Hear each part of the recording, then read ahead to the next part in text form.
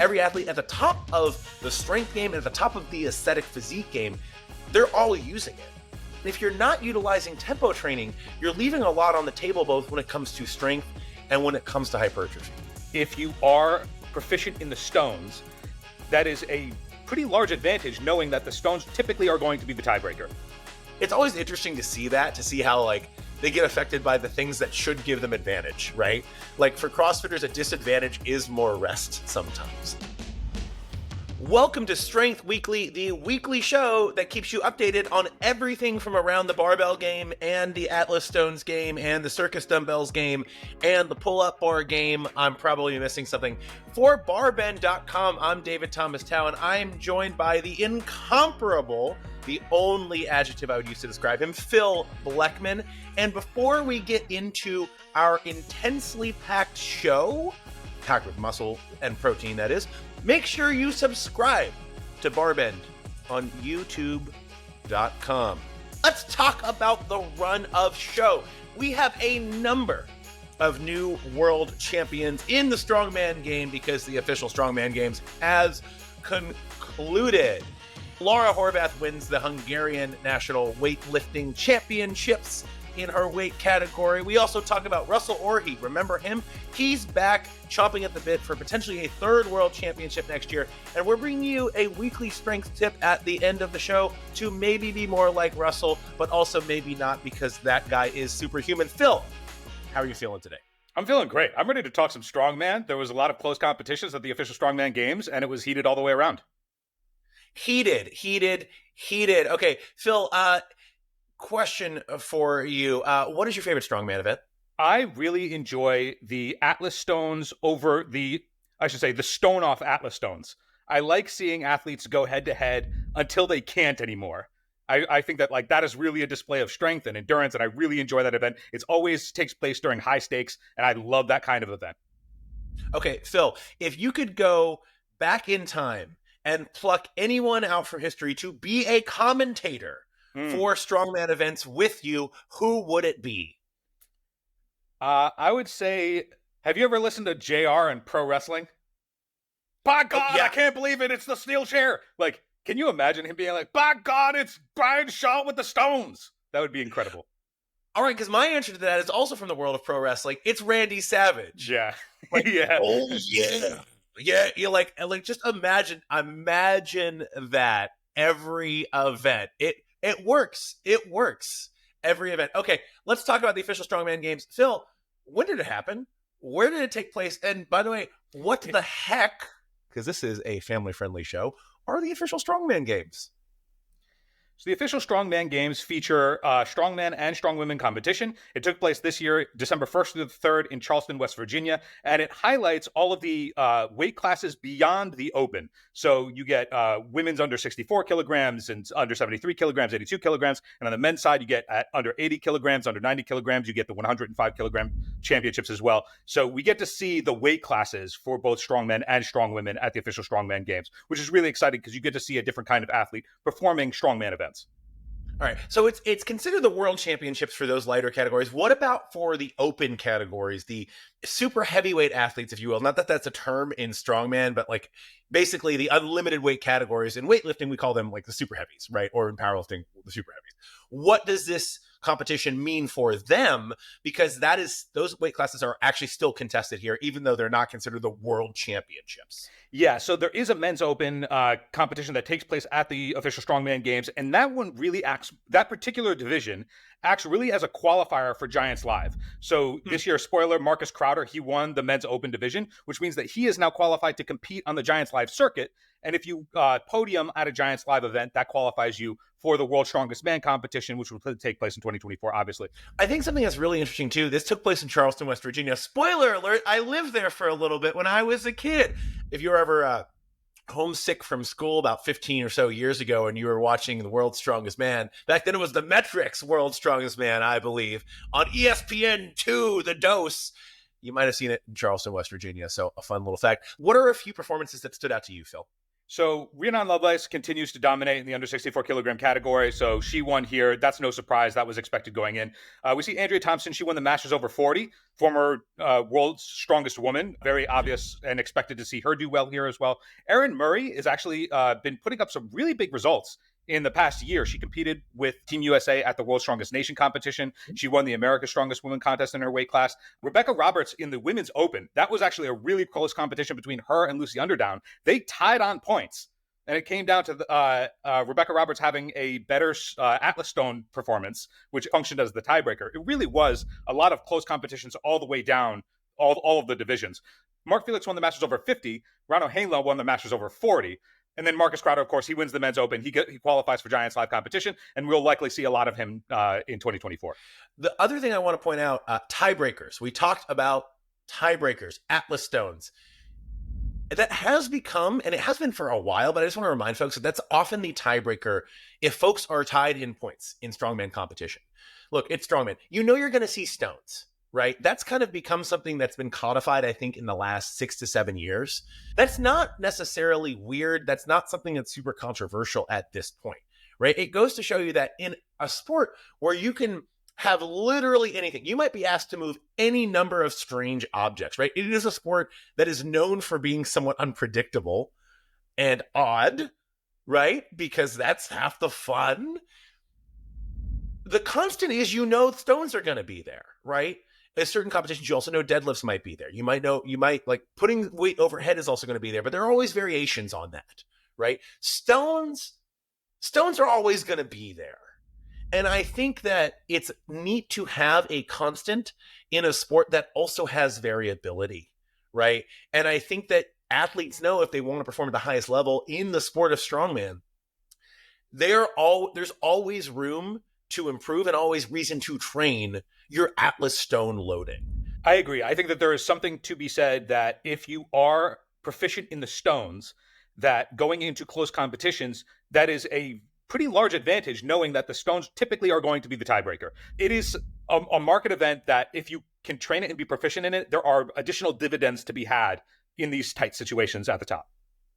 Awesome. Well, let's move on to another very strong woman, although she's not a strong woman, although I'm sure she could compete and do quite well. Laura Horvath out of Hungary, showing her chops not only as the reigning fittest woman on earth and Rogue Invitational champion, where she accomplished the rare feat of beating Tia Claire Toomey, by the way. Laura Horvath, pretty darn good weightlifter, won the Hungarian National Weightlifting Championships in her weight division, went 5 for 6, so made all 3 snatch attempts, 2 out of 3 clean and jerks, missed her first clean and jerk due to lockout. Phil, let's talk a little bit about that. What kind of weight did she lift? What body weight category did she compete in? Because I can go down the weightlifting rabbit hole and I can nerd out, but instead of me diatribing, why don't you take it for a second and then, I'll do my weird weightlifting nerd thing. Yeah, before you nerd out, I'll just give the stats on what Horvath accomplished. Yes, she went 5 for 6. She was competing in the 76 kilogram weight class. Her 120 kilogram clean and jerk was a Hungarian national record that she set at this event. She actually bested her own previous record by 3 kilograms, so that's a big deal. She totaled 215 kilograms or 474 pounds to take the title in the 76 kilogram class. Over to you. Boom, Phil, thank you. One thing, she did miss her first clean and jerk attempt due to lockout. Clearly it wasn't an issue of the weight being heavy. It's just stricter judging standards. She came out and smashed 2 heavier weights. So not an issue. It was pretty clear that she missed it on more of a the technique was just slightly off for that lift, more so than the weight being out of her range. She had lifted more than that previously. It was clear 114 was just her almost like her safety attempt to get on and guarantee a total, because she then increased it on both the following attempts and hit them. So yeah. I mean, look, Laura Horvath, great lifter. And it's interesting because the main thing that I hear when you watch top CrossFit athletes compete in weightlifting, and I've seen this, right? I remember when some of the Icelandic CrossFit athletes competed at the World Weightlifting Championship, right? Or they've done that a couple different times. You see that they get really antsy, they're taking too much rest, right? Because they might have, 10 minutes between attempts, depending on the size of the competition, right? So they're like, okay, I want to go back out there. I want to go back out there. And one thing that works against them is that they have a time between attempts, right? They're used to getting their heart rates up, and they're used to trying, attempts in very close proximity back to back. So it's always interesting to see how they get affected by the things that should give them advantage, right? Like for CrossFitters, a disadvantage is more rest sometimes. I want to also point something out because I remember not too long ago when a 200-pound snatch was basically unthinkable for a female CrossFit athlete. And I remember it was over 10 years ago. But I remember when Lindsay Valenzuela, a CrossFit competitor out of California who actually did podium at the CrossFit Games, when she snatched 200 pounds on camera, it was a monumental feat in the sport of CrossFit. And by the way, she pressed out the weight. Like it would not have flown in weightlifting competition. It was like a double press out, right? But she snatched 200 pounds on camera. It was posted. I think we have the video that is posted on the official CrossFit YouTube page. It was such a big deal that CrossFit promoted it. It was like, wow, CrossFitters can be strong too. A woman in CrossFit can snatch 200 pounds. That's like pedestrian compared to what some of these women are lifting now. Now, that's still a heavy weight to snatch, right? That is still a heavy weight to snatch. And not every CrossFit Games, not every woman at the CrossFit Games can snatch 200 pounds. But it is certainly not the maximum that you're going to see athletes at the CrossFit Games. Horvath, like she eclipsed that on her second attempt in competition. Tia-Clair Toomey, we see her going heavier than that frequently, right? Like I bet Tia-Clair Toomey might be able to power snatch 90 kilos or roughly 200 pounds at this point. It's just interesting to me how much the bar has been pushed. Ooh, that was a bad pun. When it comes to strength standards in CrossFit. Yeah, I would also add to that the going into the large events, whether it's the CrossFit Games, the Rogue Invitational, it's pretty common to see now that there is going to be a match strength event. What that will be is unknown ahead of time, but it might be a clean and jerk, it might be a deadlift, it might be a snatch. And what you had said before, where each athlete, when they're doing that in the rounds that they're doing it in, they don't get as much rest as you might get in a sanctioned weightlifting competition. So, they're more accustomed to not only lifting heavy, but lifting heavy in a shorter time frame against a wider field after competing for 2.5 days already. Totally. Well, let's move on to strength, but in a different form. Russel Orhii, squatting heavy. We're used to that. But what we're a little out of practice with is Russel Orhii competing at the international level in this format, right? Russel Orhii is he's a 2-time IPF world champion. But we haven't seen him compete in a while, right? He won it, I believe, 2019 and 2021. And he's been taking a little break. Russell's got a lot going on. He's a businessman. He's a gym owner. There's a lot going on. But he has announced recently he wants to return to competition. He clearly wants to win a 3rd world title. And his squat here, Phil, what does this squat signify to you? Give us a rundown of what he did. Yeah, so Orhii actually hit 22 kilograms over his IPF world record squat for a double in training. Squatted raw of 342.5 kilogram squat, which is 755 pounds. That's 22 kilos over his current world record that still stands in the 83 kilogram class. Now, we don't know what his body weight was for this lift, which matters, right? Very significant. He's probably heavier. He still has time before he competes in 2024.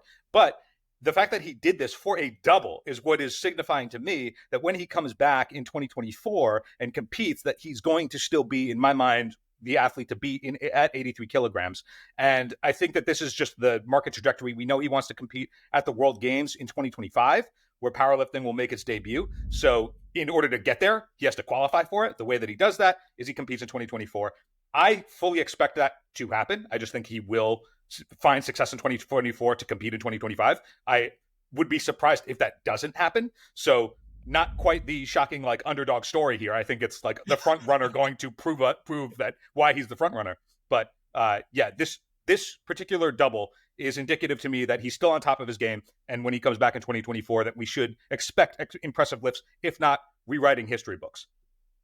If I could squat like anyone, I would consider, if I could just pick my body to move like anyone in the squat, Russel Orhii might be it for me. I just want to give a special shout out to Russell because I will watch his squat videos and I'll just get those Instagram reel rewatch counts going up because I'm like, wow, that looked really good. I wish I could move like that, right?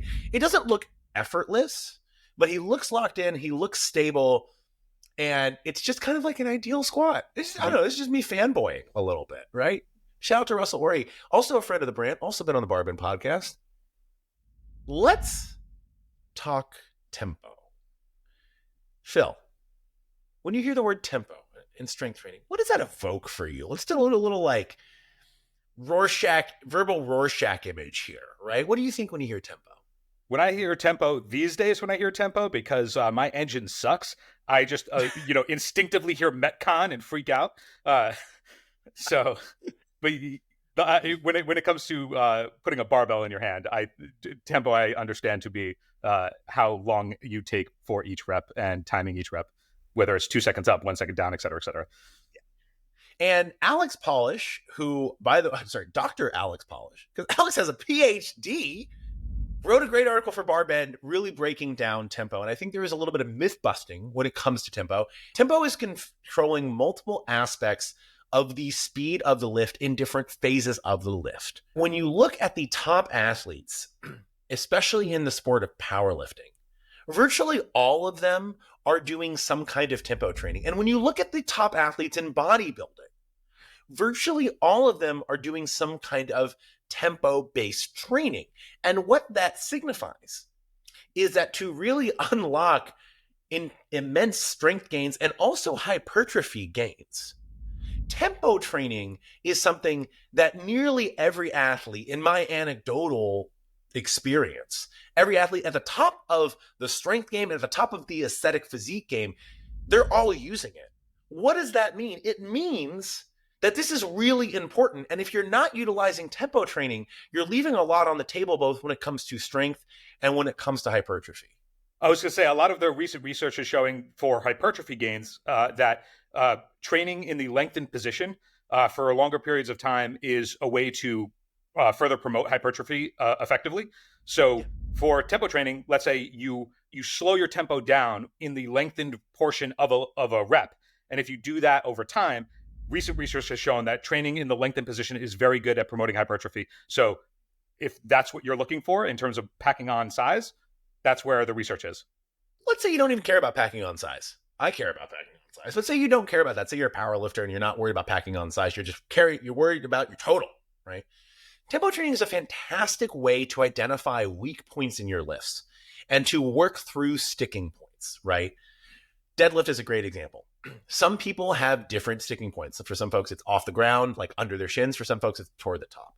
Tempo training is a really great way, especially if you're working with a coach who can program tempo in a way that's going to help you focus on your weaknesses and bust through those sticking points, right? So please, if you are interested in unlocking strength gains or hypertrophy gains please read Alex's article, Dr. Alex Polish on barbend.com. Love Alex's writing. You're going to enjoy it. And we link it below. And we linked it in a card here. So you don't have any excuse, right? Tempo training. Here's another thing I want to point out about tempo training. I've been traveling a lot, Phil. It's the holidays, family stuff, other stuff. I've been doing a lot of bodyweight workouts. You know how you get more out of bodyweight workouts sometimes? Tempo push-ups and tempo bodyweight squats. I know it seems simple and everyone's like, oh, I'm strong, I don't need that. Let me tell you, you want to be humbled. You want to be sore. You want to put your muscles to the test. You want to get a good workout. Tempo push-ups. Ask the friend who likes you least to program a tempo push-up and bodyweight squat workout for you, and then come say bodyweight training doesn't do anything. You know, that might be the biggest, like the most reasonable selling point to like learn how to properly tempo train is for exactly that sort of thing. If you're on the road, you're in a hotel, you don't have access to good equipment, like that's the way to get in the workout. That's the way to do it. Yeah. 100%. Right? Like it is, whoo. Actually, you know what? Folks can even, if you respond in the comments, I will give you some of the tempo training hotel workouts that I have developed in my weird little mind. So if people ask in the comments, I will respond. So that's your strength tip of the week here at Strength Weekly. Phil, it's December. We only have 1 month left of juicy 2023 strength goodness. But we're going to bring it to everyone here on Strength Weekly. We're going to bring it to all of you on barbend.com. If you want to learn more also about hotel workouts, we got articles on that. We recently wrapped up the end of the IFBB Pro calendar pro shows for 2023. So those are going to hit the docket in the next week and a half or so. So a lot of action still coming on, even though we're in the holiday season. And, make sure that you learn how to tempo train. Folks, for Barman.com, I'm David Thomas Tao, joined by the incomparable Phil Blackman. Thank you all for tuning in. We'll catch you next week.